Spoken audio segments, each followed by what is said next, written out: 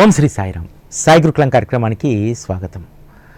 ఆకాశంలో కోటి తారలున్నప్పటికీ కూడా సూర్యుడి ప్రకాశం ముందు అవేవీ కూడా ప్రకాశవంతంగా నిలవలేవు. అదేవిధంగా కలియుగంలో అనేక భక్తి మార్గాలు ఉన్నప్పటికీ కూడా గురుభక్తి అంత ప్రకాశవంతమైనటువంటి భక్తి మరొకటి కలియుగంలో లేదు. మాయను తరింపజేసేటువంటిది ఒక్క గురుభక్తి మాత్రమే. ఈరోజు మనందరము కూడా అదృష్టవంతులం. ఒక స్వచ్ఛమైనటువంటి గురు మార్గంలో ఉన్నాం. మనం ఆశ్రయించినటువంటి గురువు ఎంత గొప్పవాడంటే మన నుండి ఏమీ ఆశించకుండా ఎప్పుడూ కూడా భక్తుడి కోసము పరితపించేటువంటి సద్గురువు శ్రీ సాయిబాబా. ఈరోజు మనం వారిని ఆశ్రయించడం మూలంగా మనం జన్మజన్మలుగా గూడుగట్టుకున్నటువంటి అజ్ఞానాన్ని పూర్తిగా మనం తొలగించుకున్నాం. గురువే బ్రహ్మ, గురువే విష్ణువు, గురువే మహేశ్వరుడు, గురువే సమస్తం అన్నటువంటి నిశ్చలమైనటువంటి భక్తిలోకి మనం వెళ్ళగలిగాం. ఎవరైతే గురువు బ్రహ్మ వేరు కాదు అనేటువంటి అభేద జ్ఞానాన్ని కలిగి ఉంటారో వారే అసలైనటువంటి గురు మార్గంలో ఉన్నటువంటి వారు. ఈరోజు మనందరం కూడా అదృష్టవంతులం కాబట్టి గురువుకు బ్రహ్మకు తేడా లేదు, గురువే సమస్తం అనేటువంటి భావనతో మనం ఉన్నాం.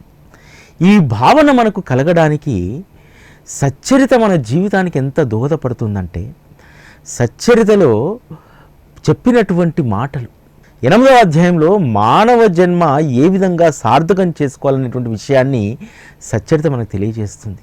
8వ అధ్యాయము 78వ ఓవిలో మానవ జన్మను ఒక్క క్షణమైనా ఉపేక్షించకుండా సద్వినియోగం చేసుకోమని చెప్తుంది. మానవ జన్మకు ఉన్నటువంటి విశిష్టత అలాంటిది. ఇంకోటి ఏంటంటే నీకు దక్కినటువంటి అదృష్టము, నువ్వు గురు చరణాలను ఆశ్రయించి ఉన్నావు. ఆశ్రయించిన తర్వాత నువ్వు ఎంత జాగ్రత్తతో ఉండాలంటే ఒక్క క్షణం వృధా చేసుకున్నా సరే నువ్వు సంపాదించుకున్నటువంటి పుణ్యమంతా కూడా బూడిలో పోసిన పన్నీర్ అవుతుంది. అనుక్షణము కూడా నీ జన్మను సార్థకం చేసుకోవడం కోసం ప్రయత్నించాలి.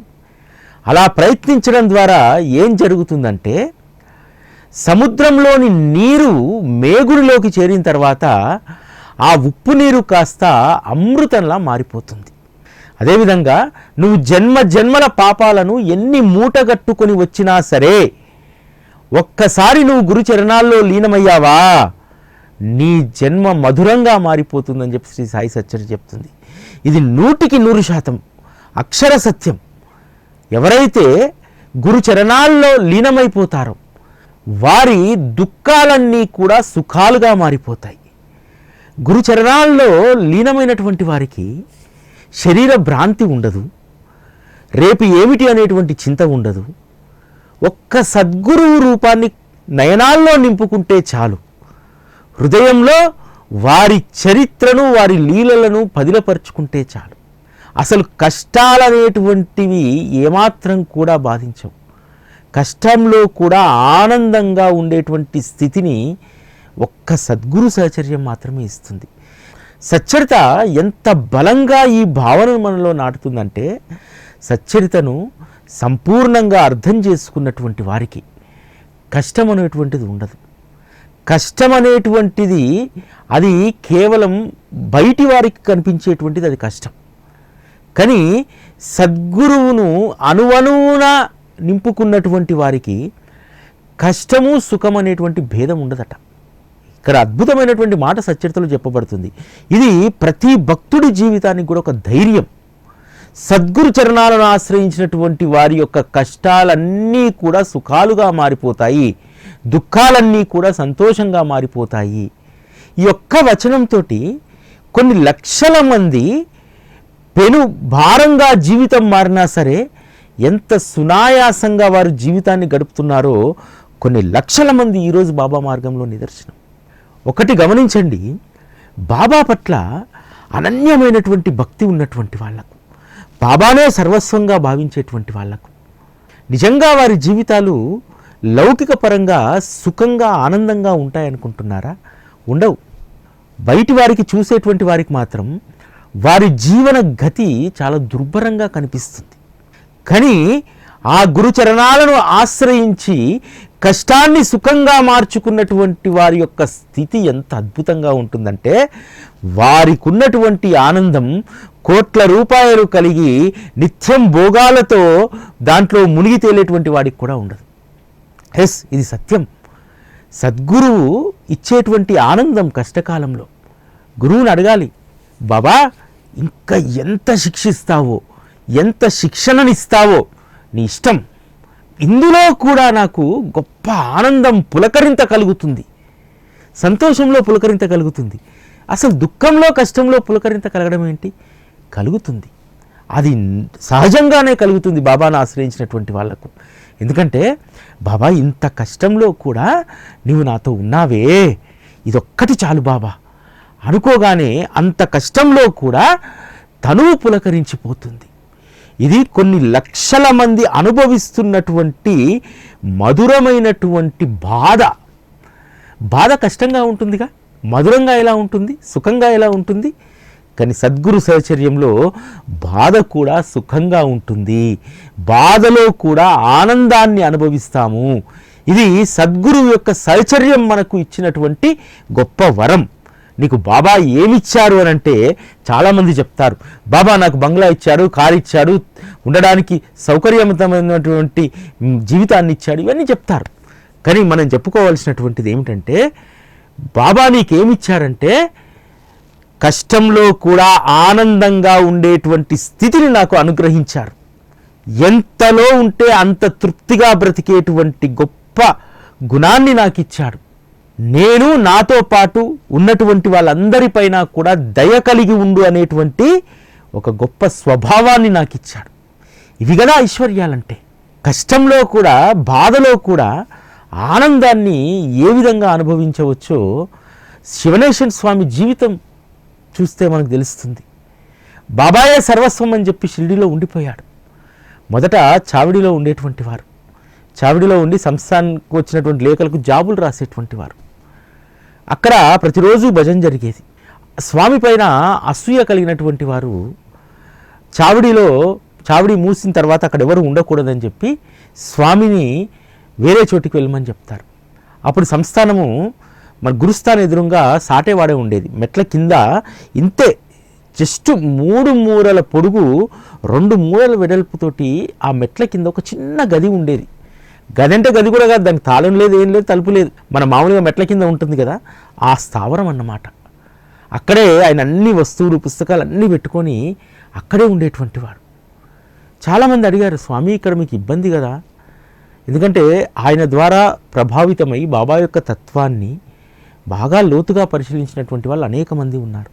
వాళ్ళు వచ్చి అడుగుతారు, స్వామి మీరు అన్యదా భావించకపోతే నేను మీకు ఎక్కడైనా ఒక రూమ్ ఉంది తీసి పెడతానంటే, లేదు నా గురువును అవలోకనం చేస్తే ఎదురు గురుస్థానం ఉంది, ఇక్కడ ఉండేటువంటి సుఖం నువ్వు తీసిచ్చేటువంటి రూమ్లో ఉంటుందా అని చెప్పి ప్రశ్నించారట. ఇక్కడ నేను సుఖంగా ఆనందంగా ఉన్నా, మీకు కేవలము ఇక్కడ ఉన్నటువంటి ఈ ఇరుకైనటువంటి గది మీకు కనిపిస్తుంది, మీకు అది ఇరుకైనటువంటి గది, ఇదే నాకు స్వర్గసీమ, ఇక్కడ ఆనందంకు అవధులు లేవు అని చెప్పారట. అంటే సచ్చరితలో చెప్పినటువంటి ప్రతి అక్షరం కూడా ఏం చెప్పారు బాబా? నా చరణాలను ఆశ్రయించినటువంటి వారికి దుఃఖాలు సుఖాలుగా మారిపోతాయి. అంటే ఎంత అద్భుతమైనటువంటి వచనం. ఈ ఒక్క వచనాన్ని పట్టుకొని మన జీవిత పర్యంతం ఆనందంగా మనం బ్రతకవచ్చు. చాలామంది ఆనందంగా బ్రతకలేకపోతున్నాం, ఆనందంగా ఉండలేకపోతున్నాం. ఆనందం ఎక్కడ లభిస్తుంది? ఆనందం శ్రీ సాయి సచ్చరితలో లభిస్తుంది. శ్రీ సాయి సచ్చరితలో కొన్ని వేల ఓవీలు ఉన్నాయి కదా, ఆ వేల ఓవీల్లో నుంచి నీ మనస్సుకు శాంతి కలిగించేటువంటిది, నీ జీవితానికి తృప్తి కలిగించేటువంటి ఒక 4 ఓవీలను మీరే రాసుకొని వాటిని రోజూ చదువుకోండి. ఎంత ధైర్యం మనకు వస్తుందంటే, చాలామందికి ఈ 8వ అధ్యాయంలో మానవ జన్మకు సంబంధించినటువంటి సార్థకత ఎలా అనేటువంటి దాంట్లో ఈ ఒక్క ఓవి ఎంతమంది జీవితాలను సుఖమయం చేసిందో తెలుసా? చాలామంది మనము అన్ని సౌలభ్యాలుంటే సుఖం అనుకుంటాం. శివనేశ్వర స్వామి లాంటి సాధకులు ఏ సౌకర్యము లేకుండా అణువున కొన్ని సందర్భాల్లో అవమానాలు ఎదుర్కొంటున్నా ఆ అవమానాలనే సన్మానాలుగా భావించారు. మనలాంటి వారైతే ఒక్కరోజు కూడా శివనేశ్వర స్వామి ఉన్నటువంటి స్థితిలో అక్కడ ఉండకపోయేటువంటి వారు. కానీ అంతగా ఆయన ఓర్చుకొని ఓపికతో ఉండి ఎప్పుడూ ఆనందంగా ఉండడం వల్ల ఏం జరిగిందో తెలుసా? ఈరోజు బాబా శివనేశ్వర స్వామి దేహం సేదతీరడానికి ఒక పెద్ద స్థలాన్ని ఏర్పాటు చేశారు. అక్కడ వారి సమాధి ఉంటుంది. అంటే ఇక్కడ ఇరుకైనటువంటి చిన్న గదిలో ఆనందంగా ఉంటూ అనేక రకాలైనటువంటి అవమానాలను కూడా సన్మానాలుగా భావించినటువంటి శివనేశ్వర స్వామి ఈరోజు ఒక మంచి బృందావనంలో వారు ఉన్నారు. ఈరోజు ఇక్కడ మనం గమనించాల్సింది ఏంటంటే, బాబా ఉంచినటువంటి స్థితిలో మనం ఉండగలిగితే ఆ తరువాత మన వైభవం ఎంత గొప్పగా ఉంటుందో శివనేశ్వర స్వామిని చూస్తే మనకు అర్థమవుతుంది. శివనేశ్వర స్వామికి ఈరోజు షిరిడి నుంచి పెంపుల్వాడి వెళ్ళేటువంటి రోడ్లో పరిక్రమణ చేసేటువంటి ఆ మార్గంలో వారి యొక్క సమాధి ఉంది. ఈరోజు షిరిడి పరిక్రమణ జరుగుతుంది కదా. షిరిడి పరిక్రమణ జరిగేటువంటి ఆ ప్రాంతంలో కొన్ని ప్రత్యేకమైనటువంటి స్థలాలు ఉంటాయి. అందులో శివనేశ్వర స్వామి పుణ్యస్థలి ఒకటి. వీరభద్రస్వామి ఉంటారు. తర్వాత అనేక ఆలయాలు, షిరిడిలో ఉన్నటువంటి అనేక ఆలయాల చుట్టూ ప్రతిరోజు కూడా ప్రదక్షిణ చేస్తూ ఉంటారు. అంత గొప్ప స్థానంలో శివనేశ్వర స్వామిని పెట్టారు. సచ్చరిత ఏం చెప్తుందంటే, నువ్వు ఎంత ఒదిగి ఉంటే అంత వైభవం నీకు వస్తుంది.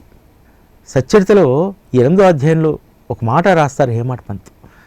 వారు గొప్ప శ్రీమంతులు, ఐశ్వర్యవంతులు అయినా సరే శ్రీ సాయినాథులు ఫకీరుగా ఉండడమే ఇష్టపడేటువంటి వారు. దేనిని వారు ముట్టేటువంటి వారు కాదు. వారు అన్ని ప్రాణులను సమదృష్టితో చూసేవారు. నాది అన్నటువంటి మాట వారికి లేదు. అన్ని ప్రాణులను దయతో వారు చూసేవారు. అన్ని జీవులలోనూ భగవంతుణ్ణి చూసేవారు. వారికి సుఖాలలో ఆనందం లేదు, దుఃఖాలలో శోకం లేదు. రాజును పేదను సమానంగా చూడగలిగేటువంటి ఔదార్యం ఎవరికి ఉంటుంది? వారు ఒక్క క్షణంలో పేదను రాజుగా చేయగలుగుతారు. అయినా సరే వారు భుజాన జోలె తగిలించుకొని గడప గడపకు భిక్షకు వెళ్తారు. బాబా జీవితము ఎంత నిరాడంబరంగా ఉందో చూడండి. వారు స్వతహాగా శ్రీమంతులు, స్వతహాగా సంపన్నులు అయినప్పటికీ కూడా వారు ఒక ఫకీరు వలె ఉండడానికే వారు ఇష్టపడ్డారు. వారు ఎంతో మందికి ఎన్నో అనుగ్రహాలు ఇచ్చారు. వారి అనుగ్రహంలో ధనానికి, ఐశ్వర్యానికి లోటు లేదు.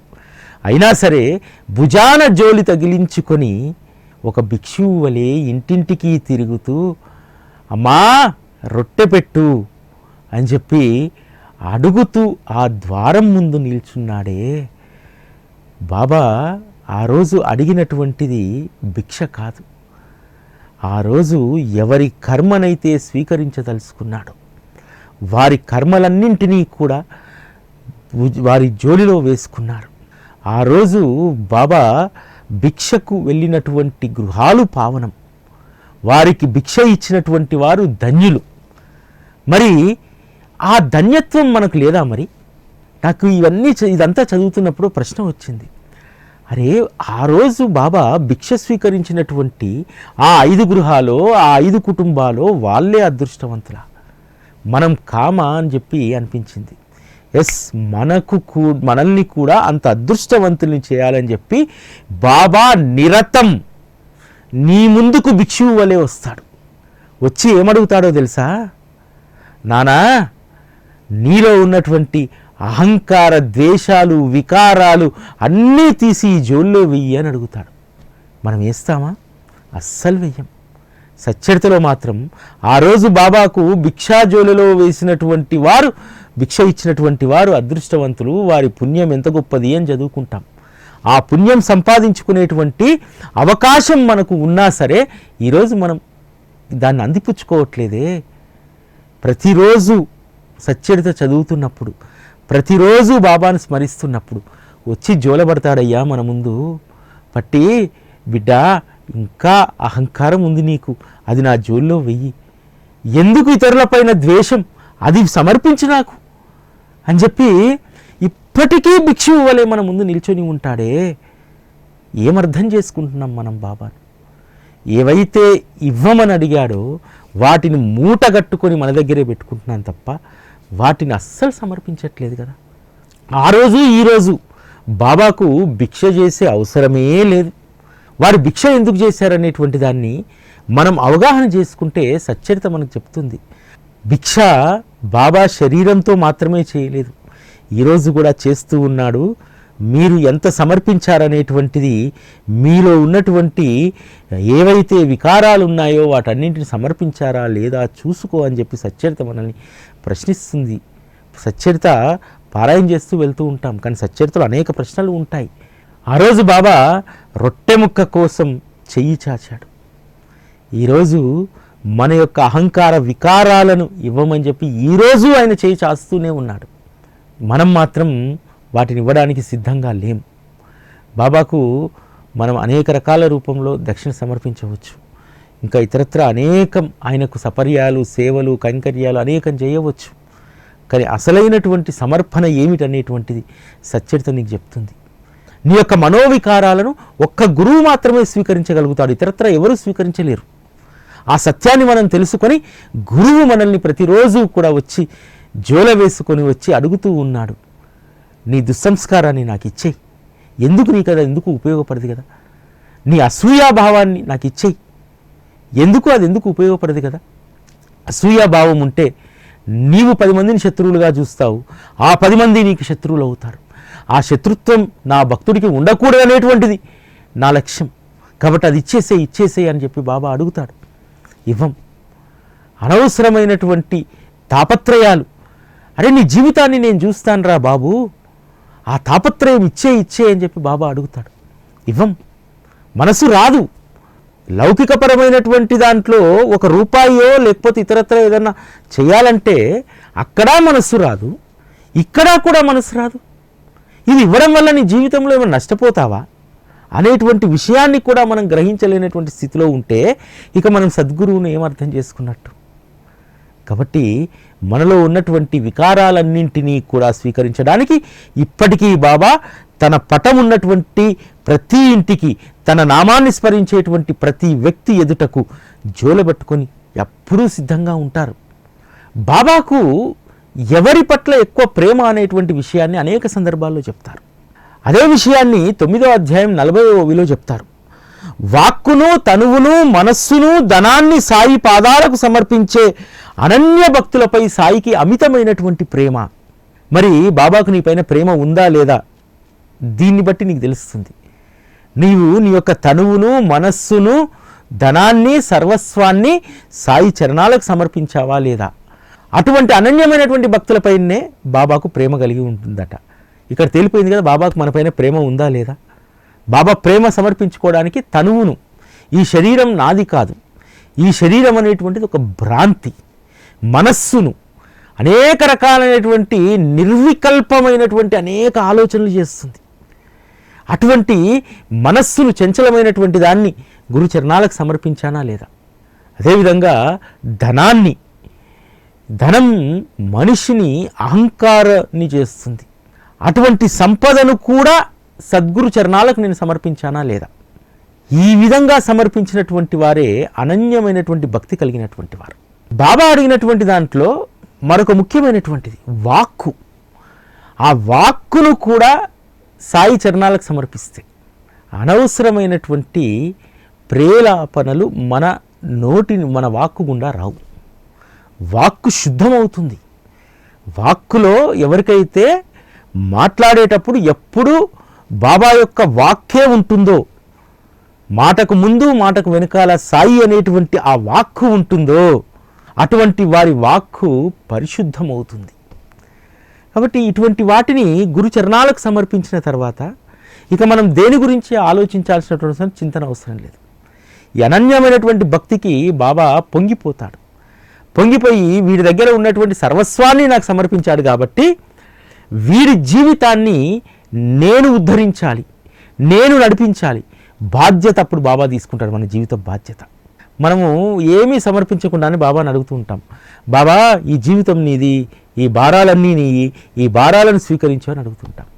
స్వీకరించు అడిగేటువంటి ముందు మనం ఏమి ఇచ్చామనేటువంటిది కూడా ఆలోచించాలి. వాక్కు, తనువు, మనస్సు, ధనం వారి చరణాలకు సమర్పించామా లేదా అనేటువంటి దాన్ని చూసుకుంటే అప్పుడు నీకు బాబా నీ జీవితాన్ని స్వీకరిస్తాడు. ఏమీ ఇవ్వకుండా స్వీకరించమంటే ఎలా స్వీకరిస్తాడు? మీరు సమర్పించేటువంటిది నేను ఎంత ప్రేమగా స్వీకరిస్తాననేటువంటి విషయం 9వ అధ్యాయంలో ఉన్నటువంటి లీలలన్నీ కూడా అవే చెప్తాయి. మనకు ఒక దగ్గర తర్కడ్ కుటుంబంలో రోజు నివేదన చేసేటువంటి చోట నివేదనను మర్చిపోతే బాబా ఏ విధంగా బాంద్రా దాకా వెళ్ళి అక్కడ ఏమీ లేకపోతే మళ్ళీ తిరిగి వచ్చానంటాడా? ఇదొక లీల. అంటే నువ్వు నిత్యం సమర్పించాల్సిందే. రెండవది, సీతాదేవి తర్కడ్ వచ్చి ఒకరింట్లో భోజనం చేస్తూ ఉంటే ఒక కుక్క వచ్చి జాలిగా చూస్తే ఆ కుక్కకు భోజనం పెడితే అమ్మా నా కడుపు నిండిందన్నాడు. 2 వంకాయలు ఇచ్చి పురందరే భార్యకు పంపిస్తే, ఒక వంకాయతో కూర చేసి పంపిస్తే 2వ వంకాయతో వేపుడు ఏదని అడిగాడు. నివేదించినటువంటి ప్రసాదాన్ని బాలకరామ్ అనేటువంటి వ్యక్తితోటి పంపిస్తే నా బిడ్డ ఇచ్చినటువంటి దాన్ని నాకు ఇవ్వడం లేదేమిటి అని చెప్పి నిలదీసి అడుగుతాడు. అదేవిధంగా మనల్ని కూడా ప్రతిరోజు బాబా అడుగుతూ ఉంటారు, ఇంకెప్పుడు సమర్పిస్తావు, నీ వికారాలు ఎప్పుడు ఇంకా పోగొట్టుకుంటావు, స్వీకరించడానికి నేను సిద్ధంగా ఉన్నాను. 9వ అధ్యాయంలో భక్తుల నుంచి స్వీకరించిన ఇవన్నీ కూడా మనకు ఒక పదార్థాల్లా కనిపిస్తాయి. అక్కడ మనం అర్థం చేసుకోవాల్సింది ఏంటంటే బాబా మన నుంచి ఏమి కోరుతున్నాడు. అక్కడ తర్కడ్ కుటుంబం విషయంలో బాబా ప్రతిరోజు మీ యొక్క నిష్ఠను నేను స్వీకరిస్తున్నాను, మీ స్వచ్ఛమైనటువంటి ఆరాధనను, మీ యొక్క ప్రేమపూర్వకమైనటువంటి నివేదన నేను స్వీకరిస్తున్నాను, అందుకనే ప్రతిరోజు మీ ఇంటికి వస్తున్నాను అనేటువంటి దాన్ని చెప్పి మీరు ఏది సమర్పించినా నేను ప్రేమతో స్వీకరిస్తానని చెప్పి కోవా నివేదించినటువంటి కోవా బిళ్ళ విషయంలో చెప్పారు. కోవా ఆల్రెడీ నివేదించినటువంటిది కదా, ఒకసారి భగవంతుని నివేదిస్తే అది ఎంగిలవుతుంది కదా. మీరు నివేదించినటువంటిది ప్రేమతో నివేదిస్తే నీ యొక్క దుస్సంస్కారమైన, నీ యొక్క నీచబుద్ధి అయినా ఏదైనా సరే నేను పవిత్రంగానే స్వీకరిస్తానని చెప్పడం అన్నమాట. అంతేకాదు జీవితానికి కావలసినటువంటి దయాగుణం. సీతాదేవి తర్కడ్కు బాబాను ఆశ్రయించిన తర్వాత ఏ సుగుణం వచ్చిందనేటువంటిది తనకు చెప్పాలి కదా బాబా. ఈరోజు మనం కూడా బాబా మార్గంలోకి వచ్చిన తర్వాత మనకు కూడా ఏదో ఒక దయాగుణం వికసిస్తుంది. దానిని ఏదో ఒక సందర్భంలో బాబా చెప్తారు, ఎవరితోనో చెప్పిస్తారు కూడా. సీతాదేవి తర్కడ్కు బాబాను ఆశ్రయించిన తర్వాత వచ్చినటువంటి సుగుణం ఏమిటంటే అన్ని జీవుల్లోనూ బాబాను చూసేటువంటిది. తన భోజనానికి ఉపక్రమిస్తుంది. ఉపక్రమించినప్పుడు భోజనం చేసిన తర్వాత మనలో ఏదైనా దయ ఉంటే ఓ రెట్ట ముక్క పక్కన పెట్టి భోజనం చేసిన తర్వాత మనం కుక్కకో వచ్చినటువంటి జీవికో పెడతాం. కానీ ఆమె అలా చేయలేదు. మొదట ఆకలిగా ఉన్నటువంటి కుక్కకు రొట్టె పెట్టింది. బాబా ఒక మాట అంటారు, అమ్మా ఈ దయాగుణాన్ని నువ్వు జీవితాంతము కూడా అనుసరించు, ఇదే అసలైనటువంటిది అంటారు. ఎందుకన్నారు ఆ దయాగుణం అని చెప్పి? నీవు భోజనం పైన కూర్చునేటువంటి దానివి లేచి ముందు నాకు పెట్టి, అంటే ఏ జీవి ఆకలితో ఉంటే ఆ జీవిలో నేను ఉంటాను, నాకు పెట్టి నువ్వు భోజనం చేసావు. చూసావా, ప్రతి లీలలో కూడా గొప్ప అంతరార్థం ఉంటుంది. బాబా ఆ మాట ఎందుకన్నాడు? ఈ ఒక్క విషయాన్ని గుర్తుంచుకో చాలు జీవిత పర్యంతం అన్నారు. ముందు ఆకలి కొన్నటువంటి వాటికి పెట్టిన తర్వాత మనము స్వీకరించాలి. ఆకలి ఉన్నటువంటి జీవి యొక్క బాధను నువ్వు అర్థం చేసుకోవాలి. సచ్చరిత ఒక గొప్ప శిక్షణాలయం. ఇంతకు మించినటువంటి శిక్షణా కేంద్రం మరొకటి ఎక్కడా ఉండదు. మనం కేవలం లీలలుగా చదువుతాం, అందులో ఉన్నటువంటి అంతరార్థాన్ని మనం గ్రహించం. మనం సాధారణంగా అర్థం చేసుకుంటే కుక్కకు రొట్టె వేసింది అనేటువంటిదే మనం అక్కడ చూస్తాం. కానీ ఆ దయాగుణం ఎంత గొప్పది. తను భోజనం చేయడానికి ముందు కుక్కకు రొట్టె పెట్టింది. తర్వాత తన భక్తుడు ఏదైతే ఆశిస్తాడో ఆ ఆశల్ని వెంటనే నెరవేరుస్తాడు. 2 వంకాయలు ఇచ్చి ఏం చెప్పింది? 2 రకాల కూరలు చేసి పెట్టానది. కానీ పురందరే భార్య ఏమనుకుంది? ఈరోజు ఒకటి చేసి రేపు ఇంకోటి చేసి పెడదాం అనుకుంది. కానీ తర్కడ్ భార్య అంతరంగంలో ఏముంది? ఒకే రోజు బాబా 2 కూరలు తినాలి. దాన్ని గ్రహించాడు కదా. అంటే భక్తుడి యొక్క ఇచ్ఛను ఏ విధంగా బాబా గ్రహిస్తాడు. బాబాకు రుచులతో కానీ కూరలతో కానీ పని లేదు. దేనితో పని? తన భక్తురాలి యొక్క అభిష్టంతో పని. అక్కడ తన భక్తురాలి అభిష్టాన్ని నెరవేర్చకపోతే ఎలా? అందుకనే వంకాయ కూర వచ్చినప్పటికీ కూడా వంకాయ వేపుడు కావాలని చెప్పి పట్టుబట్టాడు. ఆ వంకాయ వేపుడు వచ్చిన తర్వాత భోజనం చేశారు. ఆ విషయం పురంధరేవి భార్య సీతాదేవి తర్కడికి చెప్తే ఎంతో ఆనందించి పరవశించిపోయింది. సచ్చరితలో ఇంత అద్భుతమైనటువంటి ఆనందం ఉంటుంది. ఆ ఆనందాన్ని ప్రతిరోజు దోసట పట్టుకొని మనం తాగితే మన జీవితం కూడా ఆనందంగా మారుతుంది. ఇది ఈరోజు కార్యక్రమం. రేపటి కార్యక్రమంలో కలుసుకుందాం. అప్పటివరకు సెలవు. నమస్కారం. సాయి గురుకులం సత్సంగ మందిర భూదాన సేవ భవిష్యత్ తరానికి సాయి అమృత ధారను అందించే సాయి గురుకులం సాయి సత్సంగ మందిర నిర్మాణం 10 సంవత్సరాలుగా సాయి తత్వాన్ని మృదుమధురంగా భక్తలోకానికి అందిస్తున్న సాయి టీవీ తలపెట్టిన మరో మహాకార్యం. ప్రపంచంలోనే తొలి సాయి పాఠశాల సాయి గురుకులం భూదాన సేవలో భాగస్వాములై భవిష్యత్ తరానికి సాయి ప్రేమను అందించండి. భూదాన సేవా దక్షిణ 1 చదరపు గజానికి 35,000, అరగజానికి 17,500, 3 చదరపు అడుగులకు 11,000 దక్షిణ చెల్లించి భవిష్యత్ సాయి ప్రపంచ నిర్మాణంలో భాగస్వాములవ్వండి. మీ ప్రేమపూర్వక దక్షిణను ఆన్లైన్ ద్వారా 9010084299 లేదా 9848614440 నెంబర్లలో సమర్పించండి. వివరాల కోసం సాయి గురుకులం సాయి టీవీ హైదరాబాద్ 9010084299 లేదా 9848614440 నెంబర్లలో సంప్రదించండి.